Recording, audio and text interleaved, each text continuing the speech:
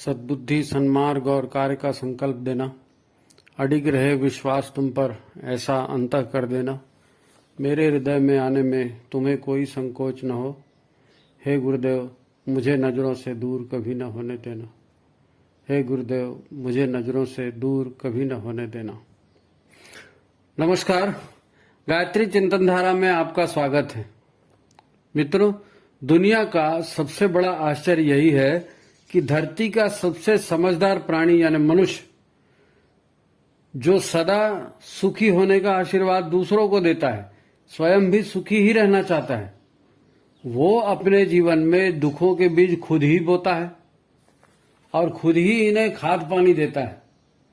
और जब दुखों की फसल लहलहाने लगती है तो कभी तकदीर को, कभी अपने लोगों को, कभी कभी तो भगवान को भी दोष देता है।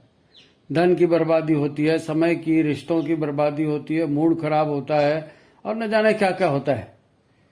सदियों से कई महापुरुष आए, समझाए और चले गए, लेकिन दुनिया वैसी की वैसी। तो अब समाधान क्या है इसका? समाधान तो आम आदमी की कल्पना के बाहर की बात है, क्योंकि व्यक्ति इस दिशा में सोचता ही नहीं है। व्यक्ति, परिवार और पूरा समाज जिस मान्यता पर जीता है, उसके ठीक उल्टा होने वाला है समाधान का काम। क्योंकि दुख मुसीबतें जिस रास्ते से आती हैं, उन रास्तों को बंद करना पड़ेगा। हमें उन कारणों को अपने जीवन से हटाना पड़ेगा जो दुख मुसीबतें पैदा करते हैं, मानसिक तल पर, शरीर के तल पर और परिवार और समाज के तल पर भी। परंतु शुरुआत इसकी हमें स्वतः से करनी पड़ेगी। यदि हमने निजी जीवन में सफलतापूर्वक शुरुआत कर दी तो उम्मीद बनती है कि कुछ लोग अनुसरण करेंगे। दुनिया में मनुष्य अगर सबसे समझदार प्राणी है तो समझदारी की अपेक्षा भी उसी से होगी ना। अब समझदारी क्या है? उपनिषद कहते हैं कि एक ईश्वर ही है, दूसरा कुछ है ही नहीं।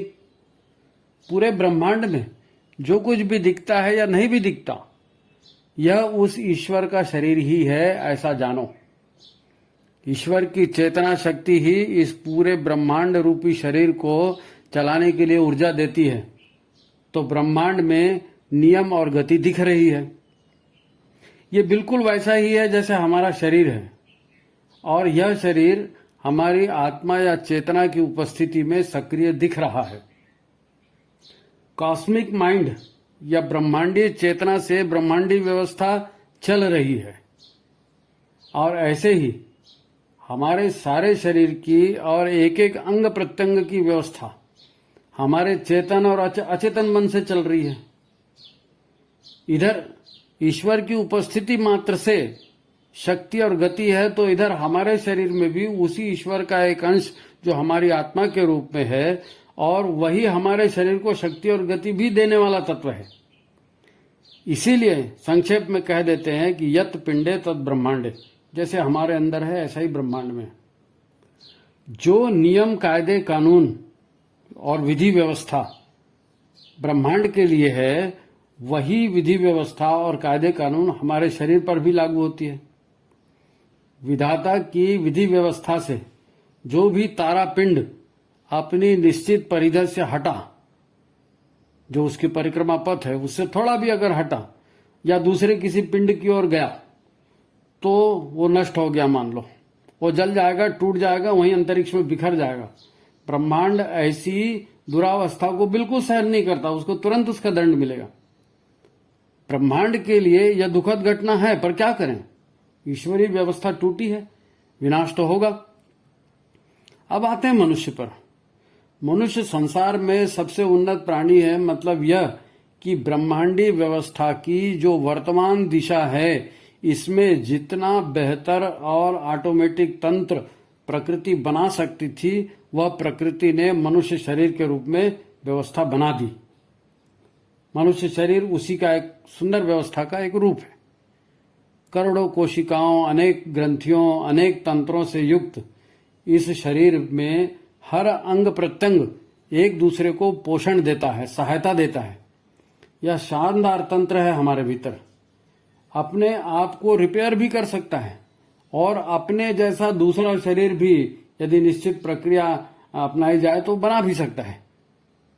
ऐसी शानदार विकसित व्यवस्था इस शरीर में है। दूसरी तरफ ईश्वर का सबसे बड़ा वरदान है जो हमें मिला हुआ है, वो है हमारा प्रचंड और शक्तिशाली मन, उसकी स्मृतियां, उसकी छलछलाती हुई पुरोगामी ऊर्जाएं। ये शक्तिशाली मन ईश्वर का हमारे लिए सबसे बड़ा वरदान है। ईश्वर ने इस मन को बिल्कुल तथास्तु का आशीर्वाद देकर हमारे पास भेजा है कि हे मन, तुम जो भी सोचोगे, जो भी संकल्प लोगे, वो पूरा हो जाएगा। जाओ और मनुष्य के शरीर के द्वारा सृष्टि का कल्याण करो।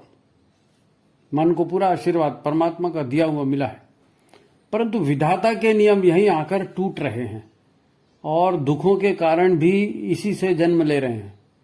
इतना उच्च कोटि का शरीर, इंद्रियों और मन का तालमेल इसमें है, यह ईश्वर की विधि व्यवस्था से बना है, तो उसकी विधि व्यवस्था को बेहतर ढंग से चलाने के लिए ही ये तंत्र लगना भी चाहिए था ना। इस तंत्र के द्वारा ईश्वर की विधि व्यवस्था का पोषण होना चाहिए था, पर मन तो सारी ऊर्जा को मनोरंजन, अहंकार और अधिपत्य की स्थापना में लगा रहा है। तो शरीर में विकारों की श्रृंखला इसी से प्रारंभ हो रही है। मन संस्थान पर बोझ बढ़ रहा है। ऊर्जा संचार में और ऊर्जा के उत्पादन में लगातार विकार आ रहे हैं। फिर इंद्रियों का, ग्रंथियों का तंत्र सही हार्मोन और उपयोगी रासायन नहीं बना पा रहा है क्योंकि तंत्र बिगड़ गया। मल और विकारों का ठीक से उत्सर्जन भी नहीं हो पा रहा है। यही शरीर के मौत या अंत की प्रक्रिया है और हम इसे रोक नहीं रहे, हम बढ़ा रहे हैं। शरीर और मन का चरम विकास होने पर मन को इतनी शक्तियां परमात्मा ने दी थी, वह स्वयं भी शरीर में इसीलिए आकर के बैठा। जहां दुविधा हो वहां आत्मा से पूछ लेना, आत्मा से पूछ कर चलना। मन को हिदायत थी, पर मन को पावर क्या मिला वो सब भूल गया।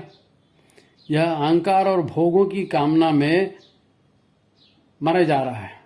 पूरी भोगों की कामना इसमें भरी पड़ी है और शरीर के साथ यह शर्त थी कि शरीर से भी सेवा करनी है, शरीर से भी श्रम होना चाहिए। दुनिया की सुव्यवस्था बनने के लिए इतनी सुंदर शरीर की संरचना की गई थी कि मनुष्य मैं बनाऊंगा तो मनुष्य दुनिया को संभालेगा, पर श्रम होना चाहिए था, श्रम हो नहीं रहा है। तो शरीर में विष उत्पन्न हो रहा है और शरीर नष्ट हो रहा है। तो अब यही हो रहा है सब जगह। सब रोग और बीमारियों से इसीलिए ग्रस्त हो रहे कि जो होना चाहिए था शरीर के माध्यम से, मन के माध्यम से, वो हो नहीं रहा। ईश्वर ने इतनी शक्तियां, सुविधाएं दी थी तो उसको भी मालूम था कि गड़बड़ हो सकती है, तो उसने शरीर में सेफ्टी वाल्व लगा दिया था कि नियम और शर्तें लागू, नियम और शर्तें लागू। नियम टूटे, शर्तें टूटी तो मैं शरीर को वापस ले लूंगा। और देख रहे हो ना, यही तो परेशानी है कि लोगों का शरीर साथ नहीं दे रहा है। ईश्वर के नियम से चलना हो नहीं रहा है। आश्चर्य यही है कि हम खुद ही ऐसा कर रहे हैं और तकलीफ भी हम ही को है। तो राज की बात यही है कि अगर मुसीबतों से बचना है तो ईश्वर के अनुशासन में चलो, ईश्वर के अनुशासन में चलते रहो, एक दिन मन भी चलने लगेगा। तो यही बात है, बार बार सुनिए, समझने का प्रयास कीजिए। मित्रों, चैनल को देखने वाले तो काफी बढ़ रहे हैं, पर सब्सक्राइब नहीं कर रहे हैं लोग। आप चैनल देख रहे हैं तो आप इस चैनल को सब्सक्राइब कीजिए, शेयर कीजिए और अपनों के बीच भी यह संदेश पहुंचाइए। तो ठीक है, फिर मिलेंगे। धन्यवाद, नमस्कार।